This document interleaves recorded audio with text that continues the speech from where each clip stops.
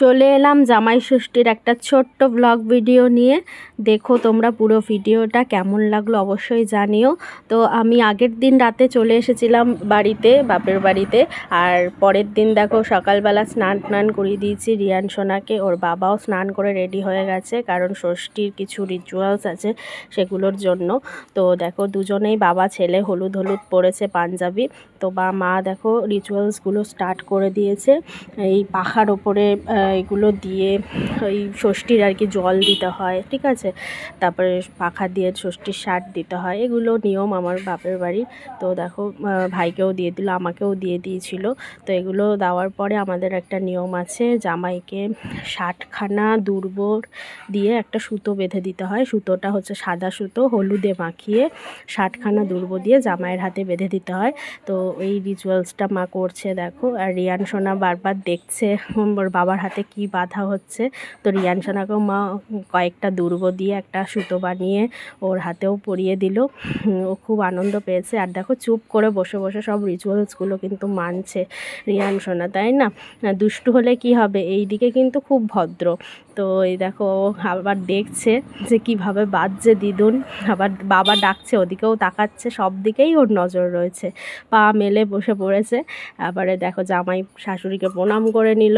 তারপরে রিয়ান সোনাকে গিফট দিতে বলল, মায়ের জন্য শাড়ি আর একটা কিপ্যাড ফোন দিয়েছি আমরা। মা ছোটো ফোন ইউজ করে, তো ওই ফোনটা দিয়েছি, ফোনটা খারাপ হয়ে গেছিলো বলে। আর জামাইকে জামা কাপড় কেনার জন্য আগেই টাকা দিয়েছিল, কিন্তু তখন ও কেনেনি, তাই ওকে বলল পছন্দ মতো কিছু কিনে নিতে। আর রিয়ান সোনার জন্য দেখো জামা কিনে এনেছে। তো রিয়ান সোনা তো আগেই দেখো প্যাকেট খুলে বের করে দেখছে ওর জামাটা কেমন হয়েছে। দেখো ওকে আর কিছু বের করে দিতে হয়নি, ও নিজে নিজেই সব করতে পারে। এই দেখো বের করে নিয়ে ও দেখছে, ও খুব আনন্দ পেয়েছে, জামাগুলোর পছন্দ হয়েছে। তো দেখো ওগুলো সব আবার খুলে নিচ্ছে, ভাঁজগুলো দেখেছো কত আনন্দ পেয়েছে। তো এইগুলোই তো ভালো লাগে, তাই না? আর দুজনেই খুব খুশি।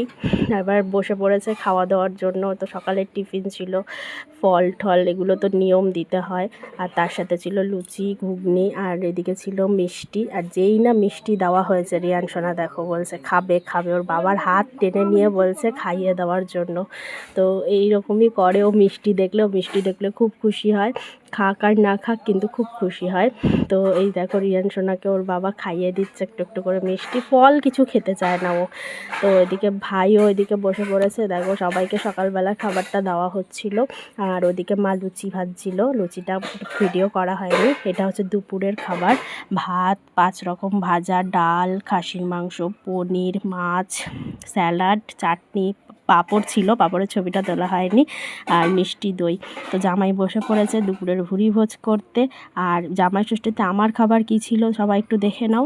খই, দই, মিষ্টি, বিভিন্ন ফল। সকালবেলা আমার বর যেই ফল টল খায়নি সেগুলো নিয়ে বসে পড়েছি।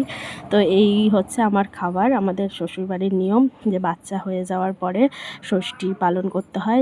ষষ্ঠীর দিনকে আমরা ভাত খেতে পারবো না, এই খই ঠই এসব খেয়েই থাকতে হয়। তো এরকম নিয়ম নাকি অনেকেরই আছে। কার কার এই নিয়মটা আছে, ষষ্ঠীর দিন খেতে পারো না ভাত টাত, জানিও।